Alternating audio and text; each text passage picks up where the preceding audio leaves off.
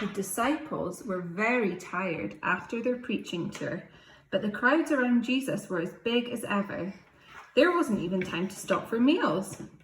When Jesus saw their exhausted faces, he said, "We'll go off on our own for a rest." The disciples thankfully agreed, and they all clambered into Peter's boat.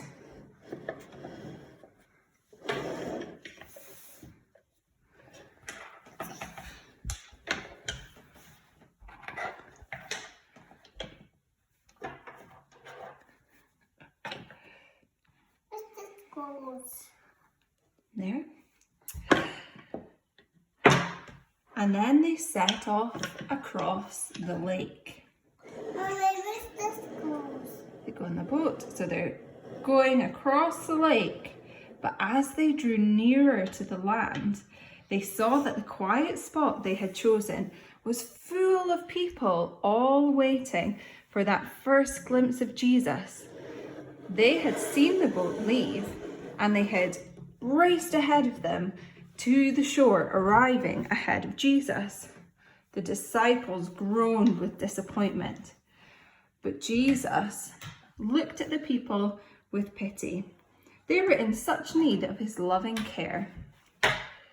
All day he decided to teach them, but when the evening came, the disciples had had enough.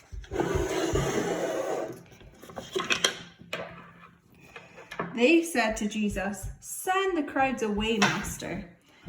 There are no shops here, and they'll have to hurry if they need to get to town to buy food for their own dinners."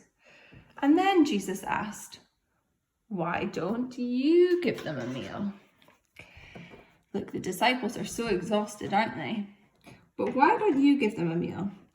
Philip said, "However could we do that?" It would cost a small fortune to feed this number. There must be at least 5,000 men, not including women and children. Then Andrew spoke and said, "There's a lad here who's offered Jesus his lunch. But it's only 2 little fish and 5 small bread loaves. So what good is that?" Mommy. Ready? Can you put that on the table, Cooper? Jesus did not answer Andrew's question. He said to the disciples, "Sort the groups into 50, then get them to sit on the grass." As the disciples went off to sort everyone out, Jesus turned to the boy who was waiting with the food. And "Thank you," he said with a smile, and he took his packed lunch from him. So we put the packed lunch in front of Jesus. Put the food in front of Jesus. Ready? Wow. So we've got some bread and fish here. When everyone was ready and waiting, Jesus held up the picnic food for all to see and thanked God for it. You say, "Thank you, God." Thank you, God. No one understood what happened next. They only knew that the bread and the fish, you hand all the bread and the fish to all of the crowd, feed it to them. They only knew that the bread and the fish that Jesus had handed to each disciple to give the crowd was more than enough for them all. Can you feed them all? Not yourself. Even the children had to say, "I'm full at last." But how good it tasted. Each of the 12 disciples was left with a basket full of food that had not been needed.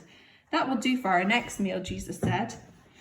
How wonderful their master was, and he could satisfy their deepest needs as well as seeing that they all had enough food. The end. You say the end, Cooper? Yeah.